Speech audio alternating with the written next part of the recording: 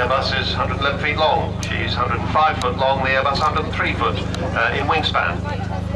And she's nearly twice as heavy at 112 tons. Half as much power again with her 4 big engines. And capable of carrying 21,000 pounds of bombs. That's nearly 9.5 tons, which is what she took down to the Falkland Islands.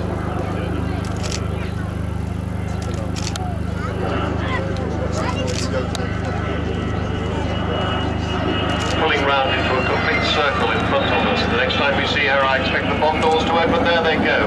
There is the bomb bay that carries those 21,000 pounds of conventional bombs. We've got to get